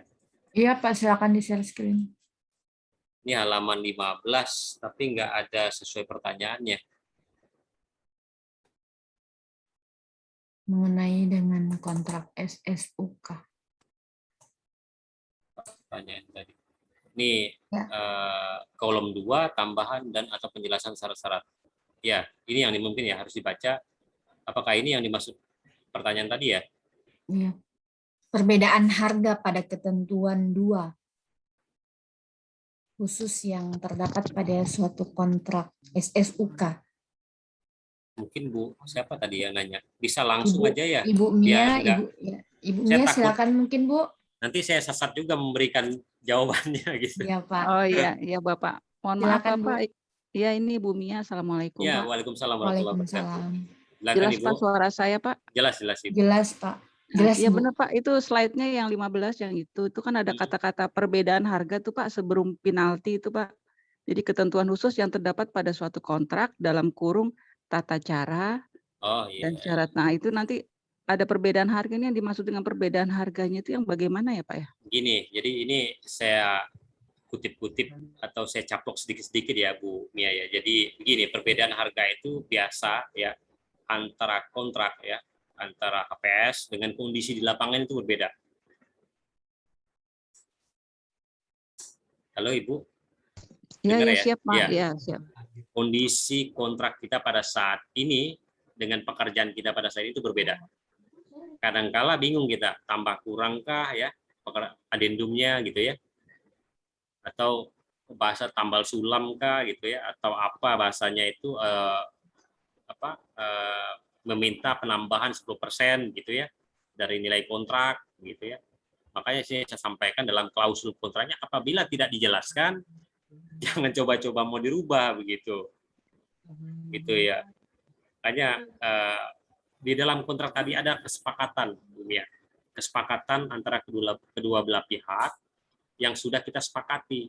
Apabila tidak ada mekanisme adendum yang kita bisa perbedaan harga. Di situ perbedaan harga kontrak kita dengan real di lapangan berbeda. Di dalam kontrak kita tidak ada klausul kita untuk merubahnya begitu, tidak memberikan kesempatan adendum, tidak memberikan kesempatan kompensasi dan sebagainya gitu. Kita tiba-tiba merubah. Padahal konsep kontrak kita itu final, tidak memberikan klausul adendum. Itu yang berbahaya. Makanya saya sampaikan ketika ada ketentuan di dalam suatu kontrak atau SSKK atau SSUK yang menjelaskan bahwa ada perbedaan harga, itu misalnya diberikan adendum gitu ya, atau pada bulan ke-18 ada perubahan harga gitu ya. Itu kan ada kalau kontrak panjang begitu. Di bulan ke-13 atau 18 itu diberikan perubahan harga karena terkait dengan inflasi. Harga pasti berubah di lapangan. Itu berikan penyedia untuk merubah atau konsultan memberikan perubahan harga di situ. Makanya saya sampaikan tadi, apabila tidak ada klausul untuk membuat kita merubah, jangan coba-coba dirubah. Itu yang saya sampaikan tadi. Cuman ini saya kutip, saya ceplok-ceplok sedikit-sedikit karena kalau saya ambil keseluruhan pasti panjang, gitu Bu. Ya. Tapi intinya yang saya sampaikan tadi sudah dapat ya Bu ya, dapat ininya ya. Iya. Terima kasih. Ya, terima kasih Pak. Ya Ibu. Ya, sama-sama Bu. Semoga bisa membantu Bu jawaban dari narasumber. Ya, selanjutnya Pak, dari pertanyaan di sini atas nama Bapak Abu Umay. Ya, apakah rancangan kontrak bisa berbeda dari kontrak? Masa waktu pelaksanaan kontrak dimulai dari tanda tangan kontrak atau SPMK. Iya. Ya, di sini Pak Abu Umay bertanya apakah rancangan kontrak bisa berbeda dari kontrak.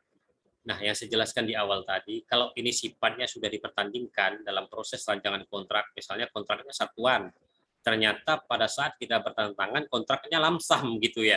Kita inginkan lamsam, itu juga berbahaya di situ. Makanya saya sampaikan di awal, perlunya memahami rancangan kontrak sebelum proses finalisasi kontrak begitu. Makanya harus hati-hati ya, merubah kontrak lamsam menjadi satuan itu sangat berat pada proses sebelum tanda tangan kontrak, karena semua penyedia sudah pegang apabila itu tender ya, begitu. Ya, makanya dicermati sebelum proses upload rancangan kontraknya, itu satu. Apabila berbeda, lakukan perubahan di adendum ya setelah proses-proses rancangan kontrak. Tapi adendumnya bukan adendum kontraknya, tapi adendum mekanisme pekerjaannya di lapangan gitu. Masa waktu pelaksanaan kontrak dimulai dari tanda tangan kontrak atau SPMK, ya surat perintah mulai kerja, bukan dari tanda tangan kontrak gitu ya. Menghitung bahwa penyedia ini sah melaksanakan pekerjaan adalah surat perintah mulai kerja ya. Jadi bukan tanda tangan kontrak, surat perintah mulai kerja gitu. Oke, baik Pak. Ya. Terima kasih Pak. Ya, selanjutnya Pak, ini ada Bapak dari DPD Sulawesi Selatan yang sudah melakukan raise hand. Silakan Pak. Ya, silakan. Ya, baik. Assalamualaikum. Waalaikumsalam warahmatullahi. Ya Pak, saya mohon maaf, perkenalkan saya Gunawan. Ya Pak Gunawan. Ya, mengganggu ini sebentar waktunya Pak. Saya Ya, Pak. kebetulan langsung coba implementasi saja pada saat kita punya pelaksanaan kontrak yang terjadi saat di masa kondisi pandemi begini, yang sebelumnya proses terjadi ini saat sebelum PPKM kemarin, Ya. yang di tanggal 4 Juli. Nah, ini kontrak kami sudah terima, tapi waktu pelaksanaan itu berakhir di tanggal 29 Juli, misalnya katakan seperti itu bulan kemarin. Nah, proses berjalannya waktu karena adanya proses PPKM, berarti kan terbatas ini Pak waktunya. Saya berada di Jakarta katakan ini. Jakarta kan katakan masuk level 4 ya, PPKM pasti syarat dengan itu sulit untuk tenaga kerja bekerja. Pokoknya ada saja batasan-batasan itu sehingga mempengaruhi waktu pelaksanaan. Nah, akhirnya kan ini mundur Pak pelaksanaan ini. Pekerjaan tidak sesuai dengan waktu yang diharapkan oleh si pemberi kerja yang dimana sudah ditentukan tanggal 29 kemarin. Nah, akhirnya kami coba mengajukan adendum. Ya Pak ya, kami ajukan adendum dan alhamdulillah kemarin adendum baru kami terima, tapi lupanya berakhirnya last minute juga. Harus 2-3 hari ini selesai. Nah, apakah kami minta lagi hal seperti itu? Tapi sampai saat ini pun kami belum tanda tangani itu kontrak adendumnya maksudnya. Nah, apakah benar seperti itu langkahnya atau bagaimana baiknya Pak supaya ini memang harus bisa dibicarakan lagi secara musyawarah, tapi tentunya kami ingin ada dasar hukumnya gitu Pak, sehingga kami tidak berdebat dengan adu argumen tanpa dasar hukum seperti itu Pak. Terima kasih Pak. Ya, Assalamualaikum warahmatullahi wabarakatuh. Waalaikumsalam warahmatullahi wabarakatuh. Baik Pak, jadi kembali lagi Pak terkait dengan proses kahar ya atau post mayor ya. Di sini saya balik lagi ke kontrak yang telah disepakati. Ada klausul atau ada tidak klausul untuk kahar tersebut gitu. Apabila ada, maka yang Bapak lakukan langkahnya sudah tepat. Karena memang kondisi saat ini adalah pandemi, gitu Ya. ya. Kita nggak bisa mengukur tingkat kesehatan orang atau mengira-ngira orang ini sehat atau tidak. Gitu. Betul. Kadangkala pekerja kita yang kena atau apalagi sekarang ini barangnya nggak nampak begitu Pak.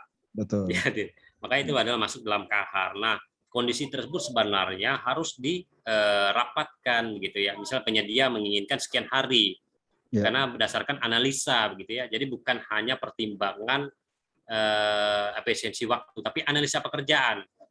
Ketika pekerjaan terlambat 20 hari, kita minta penambahan waktu 20 hari begitu ya.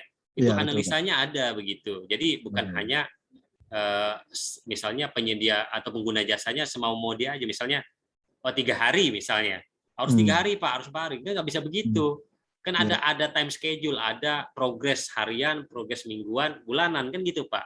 Baik. Nah ketika Bapak meminta waktu dispensasi atau minta perpanjangan waktunya misalnya 20 hari, berarti ada analisa pekerjaannya itu 20 hari begitu yang harus di matchingkan dengan progres harian, mingguan, bulanan begitu. Makanya tadi ketika proses permintaan kahar gitu ya, dispensasi atau apa itu namanya, Bapak sampaikan bahwa progresnya terhenti, misal kita terhenti dari 35% fisiknya, begitu kita terhenti, nanti berapa spare waktu keterlambatan berapa hari nanti dihitung oleh konsultan pengawasan atau perencanaan nanti yang membantu menghitung bahwa 20 hari tadi dapat di angka sekian, selesai dia. Begitu, Pak. Nggak bisa pakai kira-kira dia. Begitu, Betul, Pak. Pak. Jadi Betul. pakai ilmu kira-kira ini bahaya. Betul, betul Pak Nur. Begini Pak Nur, tambahan lagi Pak. Ini mohon maaf ya, agak Iya, kita iya. sharing diskusi nih Pak Nur. Iya, iya. Mohon maaf kepada peserta Iya, yang nggak lain. apa-apa, Pak. Kondisinya, tapi ini pada saat kita bekerja memulai lagi, karena nggak mungkin kita bekerja belum menunggu adendum kontrak ya Pak ya. Tetap Iya. kita laksanakan yang seharusnya mungkin sewajarnya kita apakah menunggu adendum kontrak itu turun baru kita kerja. Tapi menurut hemat saya, wah kalau menunggu adendum kontrak turun nanti pasti kerjanya akan terbengkalai lebih panjang lagi. Nah, akhirnya kami bekerja saja dengan kondisi yang seperti biasanya, yang coba dengan kondisi pandemi seperti ini. Tapi baru-baru ini adendum kontrak baru turun dengan waktu yang tadi yang dikatakan itu Pak, berakhirnya 3-4 hari ke depan ini. Wah, itu yang jadi buah simalakama juga buat kami. Kami berhenti, kami lanjutkan dengan kondisi tapi tidak menandatangani kontrak adendum itu. Nah, dasar hukumnya seperti apa Pak baiknya ini, Begini Pak? Pak, jadi adendum ini kan intinya begini, dasar hukum itu ketika kontrak tidak disepakati, maka tidak berlaku hukum kontrak. Oke. Nah, Baik. ketika Bapak merasa keberatan terkait dengan waktu pelaksanaan adendum, Bapak ajukan lagi. Ajukan Sesuai lagi dengan Pak ya. ajukan lagi berdasarkan analisa Bapak. Kami bisanya 15 hari begitu. Ya. Nah, nanti kan di rapat itu review namanya Pak.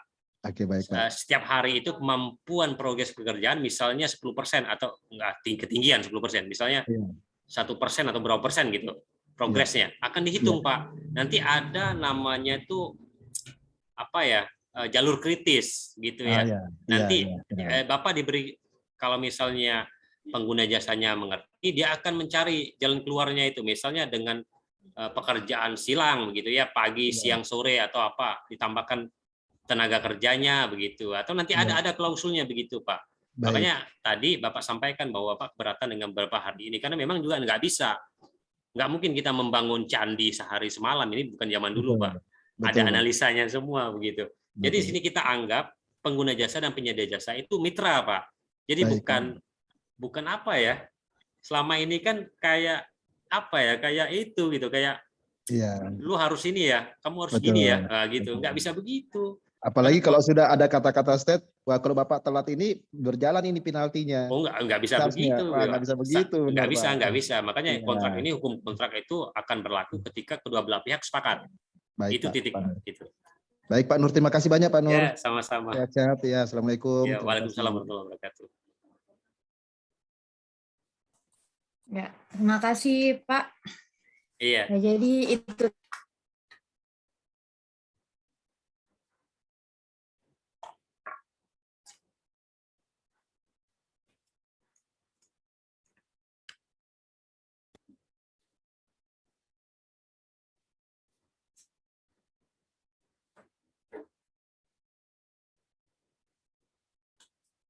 tadi Habis lah. Hancur. beberapa poin-poin yang telah disampaikan ya Pak. Di antaranya ada tadi materi pertama ada bagan alur persiapan pengadaan barang atau jasa, ada alur penyusun rancangan kontrak, ada proses pembuat kontrak dalam fungsi pengadaan, jenis kontrak PBJ, syarat-syarat umum kontrak, dan masih banyak poin-poin penting yang telah disampaikan oleh narasumber kita yang semoga bermanfaat untuk kita semua pada malam ini. Baik Pak, mungkin tadi merupakan pertanyaan terakhir pada sesi diskusi kita pada malam ini, jadi langsung saja saya persilakan Pak untuk mungkin ada closing statement-nya atau ada yang ingin disampaikan pada materi malam ini. Ya baik, terima kasih Bu Nur Azizah ya. Jadi pada dasarnya ya dalam menyusun rancangan kontrak ya atau membuat suatu kontrak, pertama yang harus kita cermati adalah isian dari MDP tersebut ya. Jangan sampai benar-benar mempasrahkan diri dalam mengutip bahasa di MDP tersebut. Karena satu tadi, kita mempunyai hukum Indonesia. Kalau pernah mempelajari hukum Indonesia, maka berlakulah bahasa-bahasa di dalam kontrak itu bahasa Indonesia. Ada beberapa yang saya temukan di dalam kontrak menggunakan bahasa Inggris tapi tidak diberikan penjelasan, gitu ya. Jadi itu menjadi absurd, akan menjadi sengketa di dalamnya. Karena kontrak dalam membuat rancangan kontrak itu penting. Maka saya sampaikan kepada rekan-rekan, ya Bapak Ibu, apalagi kondisi saat ini proses pekerjaan masih berjalan ya, kendalikan kontraknya ya. Ketika ada keterlambatan, buka lagi kontraknya, apakah diberikan klausul penambahan waktu atau tidak ya. Perkuat kontraknya, kendalikan kontraknya, jangan sampai hal yang Bapak Ibu sepakati tadi membuat di kemudian hari menjadi permasalahan yang ketika seharusnya tidak terjadi pada saat Bapak Ibu menyusun rancangan kontrak dengan benar terjadi di kemudian hari. Karena permasalahan itu tidak akan muncul ketika proses pekerjaan selesai, tapi biasa akan muncul 1 tahun atau 2 tahun kemudian. Maka di situ kita akan lupa cara kita menyusun kontrak ya. Dokumen kontrak kita juga secara justifikasi dan dokumentasinya lemah, akan berdampak juga begitu ya. Makanya dengan adanya webinar malam ini ya, sharing pada malam ini, maka yang sebagai pelaku pengadaan besok silahkan buka lagi kontraknya, dipelajari lagi ya. Ada bahasa-bahasa yang sumir, yang absurd begitu ya, diperbaiki. Karena ketika audit ya, kalau audit ya rekan-rekan APIP atau apa itu mungkin tidak terlalu signifikan terkait dengan bahasa-bahasa ya, tapi kalau udah ada permasalahan pekerjaan, ketika barang tersebut sudah disampai di teman-teman kita di APH, itu akan menjadi masalah. Karena muara hal yang menjadi administrasi perdata pidana adalah kontrak ya.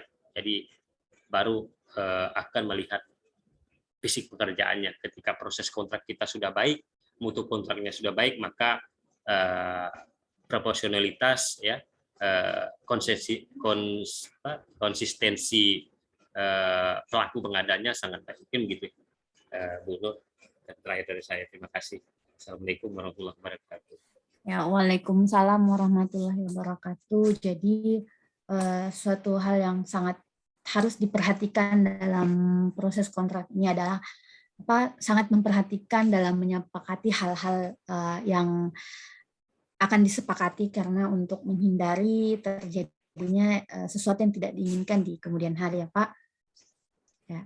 Jadi itu tadi materi dari Bapak Nur Aliuddin. Terima kasih kami ucapkan Pak, terima kasih atas materi yang telah disampaikan. Semoga apa yang telah disampaikan bermanfaat untuk kita semua yang telah mengikuti webinar ini. Terima kasih juga kami sampaikan kepada seluruh peserta webinar yang sudah mengikuti webinar ini dari awal hingga akhir. Ya Pak. Izin Bu. Ya, silakan Pak. Boleh minta nomor HP-nya Pak untuk bisa konsultasi lagi Pak. Boleh Pak. Oh iya. Saya Mungkin tulis di mana ya? Di kolom ya? Iya Pak. di Diucap kolom aja chat Pak, di mungkin. iya. Di ini aja Pak, diucapkan saja Pak, boleh. Iya, 08 Iya. Ya, 08 Iya. 11 Sebentar. 0811 Iya, terus 566 566 iya 09 iya 09 66 Pak. 66. Iya, terima kasih Bu. Makasih Pak Ya. Nur. Di WA aja Pak ya. Kalau Siap. ya. Ya, izin saya share di kolom chat juga Pak nomornya. Silakan. Ya. Jadi untuk Bapak dan Ibu mungkin masih ada yang ingin ditanyakan di kemudian hari atau ada sesuatu yang ditemukan kesulitan di kemudian hari, silakan untuk menghubungi kontak person yang ada di sini yaitu Bapak Nur Alyudin, menanyakan mengenai apa yang dikelirukan mungkin Pak. Ya, jadi untuk malam ini kami ucapkan mohon maaf jika ada salah kata atau apapun itu selama pelaksanaan webinar ini. Untuk seluruh peserta silahkan mengikuti webinar-webinar kami di hari-hari selanjutnya karena masih ada beberapa webinar yang akan dilaksanakan dengan materi yang sangat bermanfaat tentunya dan materi yang luar biasa. Baik, akhir kata kami ucapkan wassalamualaikum warahmatullahi wabarakatuh dan selamat malam. Waalaikumsalam. Terima kasih semuanya. Sama-sama Pak Nur.